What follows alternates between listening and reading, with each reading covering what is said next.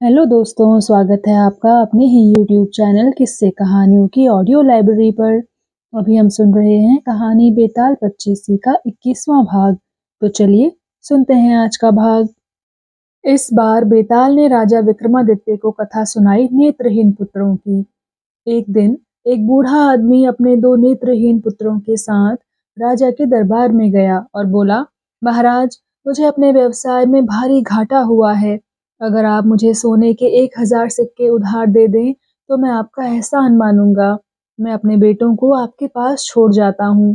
मेरे बेटे देख नहीं सकते, लेकिन वे बहुत गुणी हैं। मेरा बड़ा बेटा घोड़ों का पारखी है और छोटा बेटा हर तरह के रत्नों की परख कर सकता है। यह सुनकर राजा आश्चर्यचकित रह गया। उसने बूढ़े की बात मान ली और उसे सोने के 1000 सिक्के देकर विदा कर दिया। दिन बीतने लगे। एक दिन दरबार में घोड़ों का एक व्यापारी आया। वह राजा को एक अरबी घोड़ा बेचना चाहता था। राजा ने नेत्रहीन लड़के से घोड़े की परख करने को कहा। उस लड़के ने घोड़े को छूकर परखना शुरू किया। यह देखकर घोड़े के व्यापारी को गुस्सा आ गया। उसने कहा, महाराज, भला एक अंधा लड़का घोड़े की परख कैसे कर सकता है? तभी वह लड़का बोला, महाराज, यह घोड़ा ना खरीदें, यह अपने सवार को चोट पहुंचा सकता है। राजा ने एक पल के लिए कुछ सोचा, फिर कहा, एक अच्छे घुड़सवार को इसकी सवारी करने के लिए बुलाओ। ज्यों ही घुड़सवार उस पर बैठने लगा, घोड़े ने उसे पटक दिया।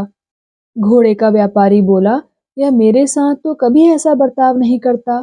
इस पर अंधे लड़के ने कहा, दरअसल यह घोड़ा किसी भी ग्वाले को चोट नहीं पहुंचाता।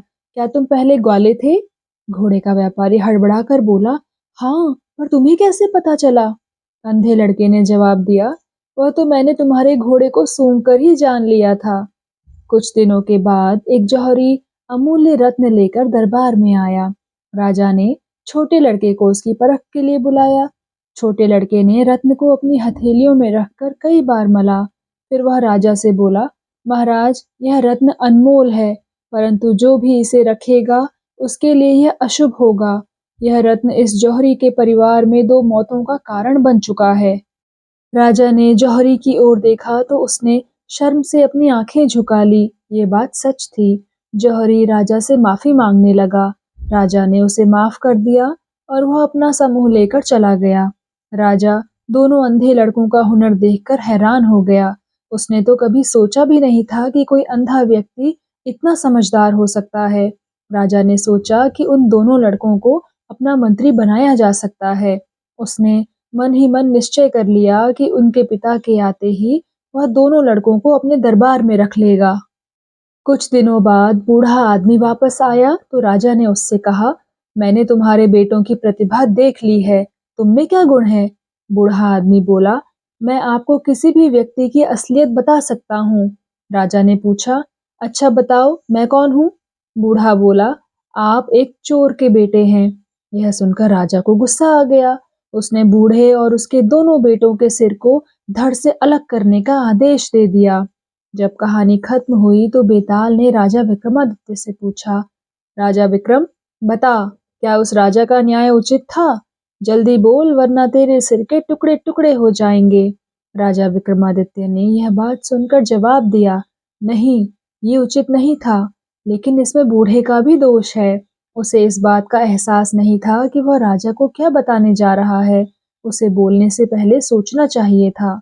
इस पर बेताल बोला, राजा विक्रमादित्य, तुम्हारा उत्तर प्रशंसनीय है, लेकिन तू बोला, इसलिए मैं वापस जा रहा हूँ। इतना कहकर बेताल पीपल के पेड़ की ओर उड़ चला और राजा भी उसके पीछे दौड़े। तो दोस्तों, कैसा लगा आपको आज का ये भाग? कृपया कमेंट सेक्शन में आकर ज़रूर बताइएगा।